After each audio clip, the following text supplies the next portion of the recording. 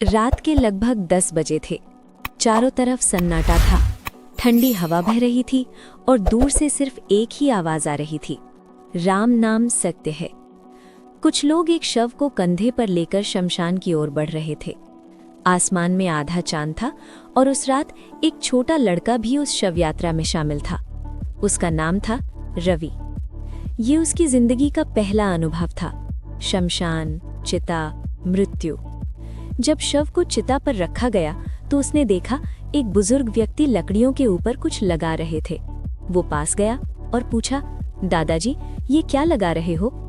बुजुर्ग ने जवाब दिया, बेटा ये घी है। रवि ने फिर पूछा, लेकिन मरने के बाद भी घी क्यों लगाते हैं? बुजुर्ग कुछ पल चुप रहे और फिर बोले, इसका कारण जानोगे तो जिंदगी को समझ जाओगे। रवि की जिज्ञासा बढ़ गई। उस रात वो सो नहीं पाया। अगले दिन वो उसी बुजुर्ग के पास गया जिनका नाम था पंडित शिव नारायण। उन्होंने कहा, बेटा ये सिर्फ एक रस्म नहीं है, इसके पीछे 3 रहस्य हैं, धार्मिक, वैज्ञानिक और आध्यात्मिक। रवि ने कहा, मुझे सब जानना है। पंडित जी मुस्कुराए और कहानी शुरू हुई। उन्होंने कहा, हिंदू धर्म में शरीर को 5 तत्वों से बना माना जाता है, पृथ्वी, जल, अग्नि, वायु, आकाश।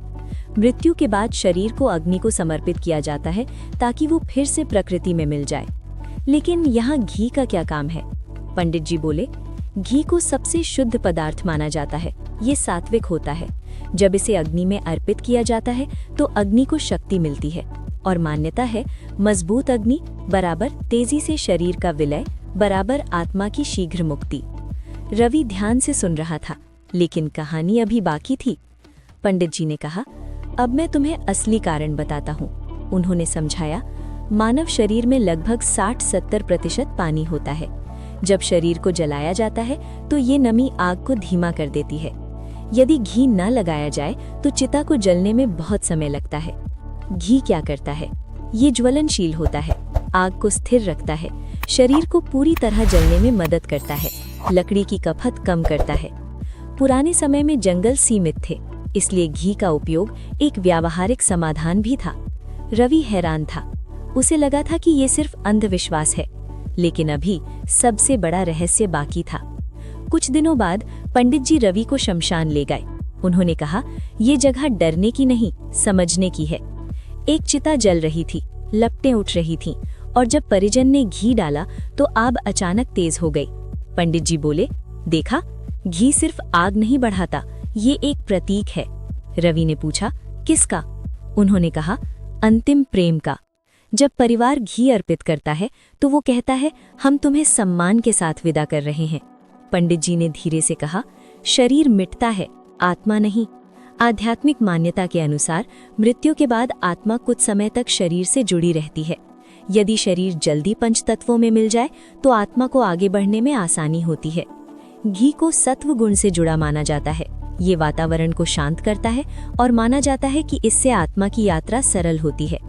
रवि अब गहराई से समझने लगा था। कुछ महीनों बाद रवि के दादाजी का निधन हो गया। वो बहुत दुखी था। जब चिता तैयार हो रही थी तो पंडित जी ने उससे कहा, बेटा आज घी तुम अर्पित करो। उसके हाथ कांप रहे थे, लेकिन उसने घी अर्पित किया और उसी क्षण उसे समझ आया, ये कोई रस्म नहीं, ये विदाई है, सम्मान है, स्वीकार है। जब चिता जल रही थी, पंडित जी ने उससे कहा, देखो रवि, एक दिन हम सबको यहीं आना है, इसलिए जीवन को सही तरीके से जीना सीखो। उन्होंने 3 बातें बताईं। शरीर अस्थायी है, समय सीमित है, प्रेम ही सबसे बड़ी संपत्ति है। रवि की आंखों में आंसू थे, लेकिन उसके मन में डर नहीं था, समझ थी। अब अगर कोई पूछे शव पर घी क्यों लगाया जाता है, तो जवाब है, ये सिर्फ परंपरा नहीं, ये है विज्ञान, धर्म, आध्यात्मिकता, पर्यावरणीय समझ और भावनात्मक सम्मान। घी आग को तेज करता है, शरीर को जल्दी 5 तत्वों में मिलाता है और आत्मा की यात्रा का प्रतीक बनता है। अगली बार जब आप किसी अंतिम संस्कार में जाएं और देखें कि चिता पर घी डाला जा रहा है, तो याद रखिए, ये सिर्फ आग नहीं, ये एक संदेश है कि जीवन अस्थायी है, लेकिन प्रेम, सम्मान और यादें हमेशा जीवित रहती हैं। और शायद शमशान हमें डराने के लिए नहीं, जगाने के लिए बना है। अगर आपको ये कहानी सोचने पर मजबूर कर गई हो तो इसे दूसरों तक पहुंचाइए, क्योंकि कभी-कभी मृत्यु हमें जीवन जीना सिखाती है।